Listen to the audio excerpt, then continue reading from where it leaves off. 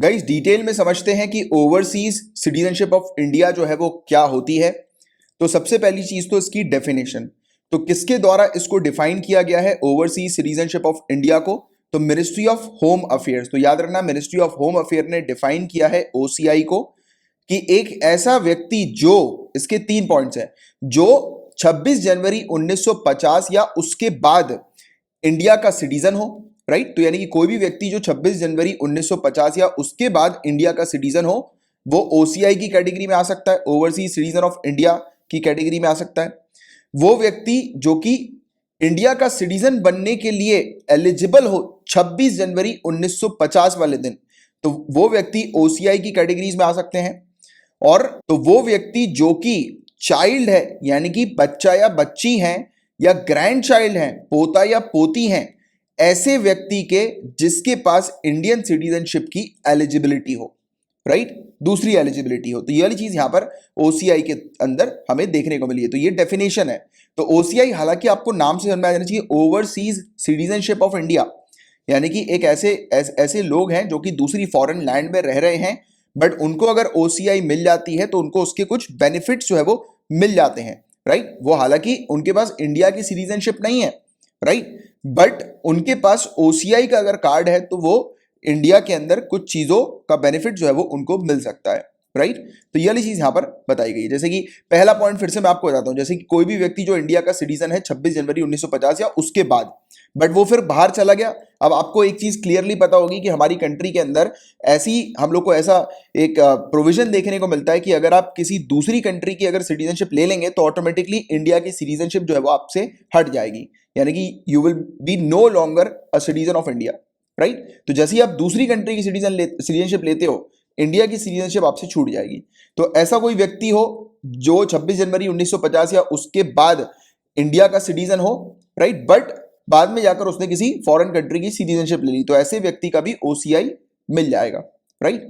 और इसके अलावा वो व्यक्ति जो कि एलिजिबल हो इंडिया की सिटीजनशिप के लिए, राइट, इंडिया का सिटीजन बनने के लिए 26 जनवरी 1950 वाले दिन। इसके अलावा कोई भी व्यक्ति जो कि, यानी कि एक बच्चा हो या ग्रैंड चाइल्ड हो, पोता या पोती हो, ऐसे व्यक्ति का जो कि इंडिया की सिटीजनशिप के लिए एलिजिबल है, राइट। तो ये वाली चीज भी है।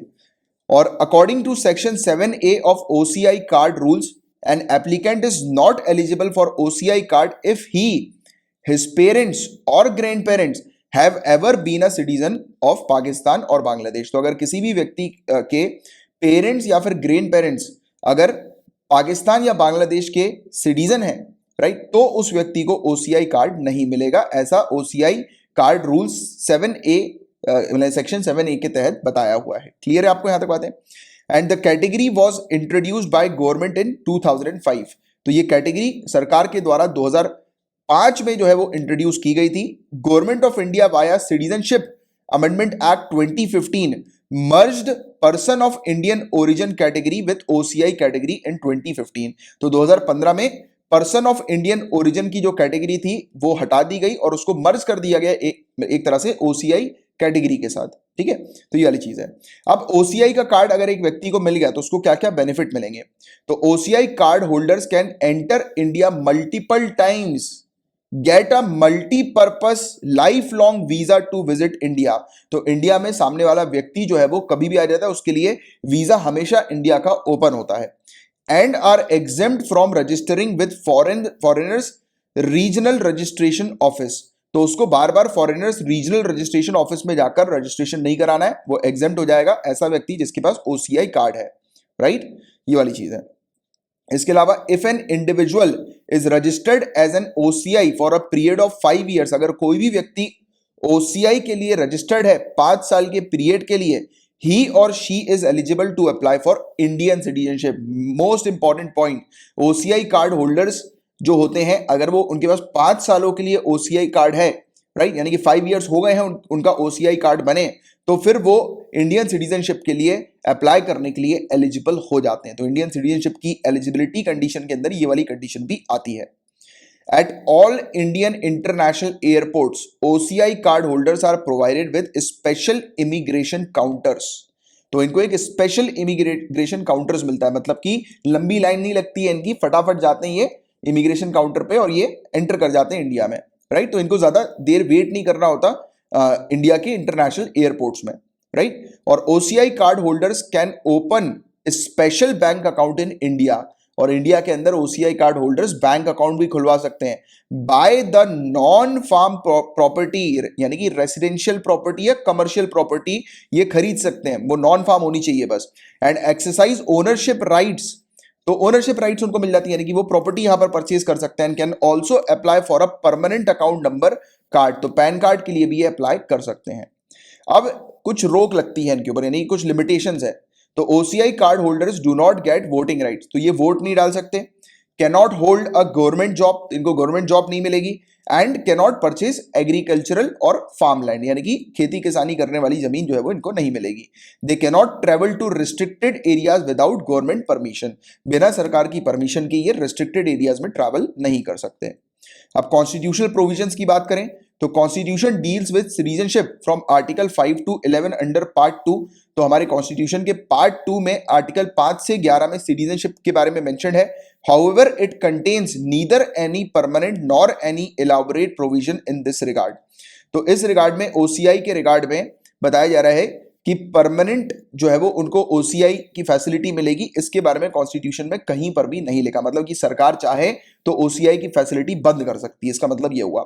It only identifies the person who become citizen of India on 26 January 1950, that is when the constitution commenced.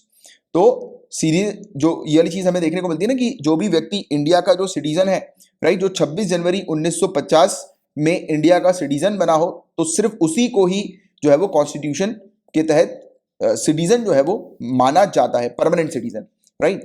It empowers the parliament to enact a law to provide for matters relating to citizenship, और parliament के पास power है कि वो parliament जो है वो constitution को अमेंड कर कर जो है वो मतलब सिटीजनशिप से रिलेटेड कोई नए रूल्स रेगुलेशन जो है वो ऐड कर सकते हैं। जैसे कि अभी लेटेस्ट हमें देखने को मिला था कि सिटीजनशिप अमेंडमेंट एक्ट 2019 जो है वो हमें देखने को मिला, जिसके तहत अफगानिस्तान, पाकिस्तान और बांग्लादेश, इन 3 कंट्रीज में जो माइनॉरिटी कम्युनिटीज हैं, टोटल 6 बाकायदा मेंशन किया हुआ है, 6 माइनॉरिटी कम्युनिटीज जो है वो डायरेक्टली आ सकती हैं इंडिया में और उनको इंडिया की सिटीजनशिप दी जाएगी। तो ये इन्होंने नया रूल जो है वो बना दिया, जिसका काफी ज्यादा प्रोटेस्ट भी हो रहा है। तो आप मुझे नीचे कमेंट बॉक्स पर लिखकर बताएं कि सिटीजनशिप अमेंडमेंट एक्ट 2019 के तहत वो कौन सी 6 रिलीजियस माइनॉरिटी कम्युनिटी हैं जिनको सिटीजनशिप अलाउ करने का प्रोविजन सिटीजनशिप अमेंडमेंट एक्ट 2019 में मेंशन्ड है, राइट।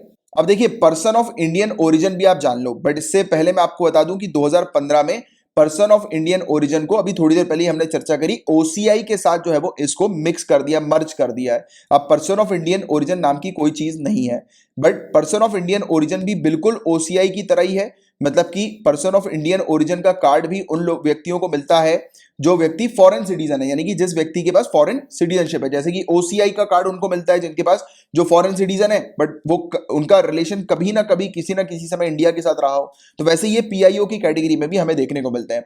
बट पीआईओ के अंदर उन पर्टिकुलर सिटीजन को नहीं चुना जाता जो सिटीजन जो है वो पाकिस्तान, अफगानिस्तान, बांग्लादेश, चाइना, ईरान, भूटान, श्रीलंका और नेपाल के नेशनल्स हैं, यानी कि सिटीजन हैं, राइट। तो उनको पीआईओ की कैटेगरी में नहीं रखा जाता। और पीआईओ में नाम से ही समझा रहा है पर्सन ऑफ इंडियन ओरिजिन, यानी कि एक ऐसा व्यक्ति जिसका ताल्लुक जो है वो इंडिया से कभी ना कभी हुआ हो। जैसे कि एक ऐसा व्यक्ति जिसके पास कभी ना कभी इंडियन पासपोर्ट हुआ हो, राइट, इंडियन पासपोर्ट का होना यानी कि सीधे सीधे इंडियन सिटीजनशिप का होना। हु और either of their parents, grand parents, great grand parents were born and permanently resident in India as defined in Government of India Act 1935 and other territories that became part of India thereafter। तो मतलब एक ऐसा व्यक्ति जिसके papa mummy, दादा दादी, परदादा परदादी इंडिया के परमानेंट रेसिडेंट हो according to government of India act 1935, यानी कि गवर्नमेंट ऑफ इंडिया एक्ट 1935 के तहत इंडिया की जो भी टेरिटरीज है उसमें अगर वो हो, राइट, यानी कि परमानेंट रेसिडेंट हो, या फिर उसके बाद भी इंडिया की किसी भी टेरिटरी, यानी कि जो भी टेरिटरी बाद में चल के इंडिया का पार्ट बनी है, तो उसमें भी अगर वो रिसाइड करते हो, रहते हो और वो इंडिया के परमानेंट रेसिडेंट हो, तब ऐसे व्यक्ति को पीआईओ कार्ड जो है वो मिल सकता है। And who is a spouse of citizen of India और पीआईओ, या फिर कोई एक ऐसा व्यक्ति जिसके हस्बैंड या जिसकी वाइफ जो है वो इंडियन सिटीजन हो या फिर जिसके हस्बैंड या जिसकी वाइफ के पास पीआई हो यानी कि पर्सन ऑफ इंडियन ओरिजिन की तरह उसे रिकॉग्नाइज किया गया हो। और पीआईओ कैटेगरी को मर्ज कर दिया गया है ओसीआई कैटेगरी के साथ 2015 में। तो ये डिटेल जो है वो आप लोग को पता होनी चाहिए, सिंपल सी ओसीआई के बारे में।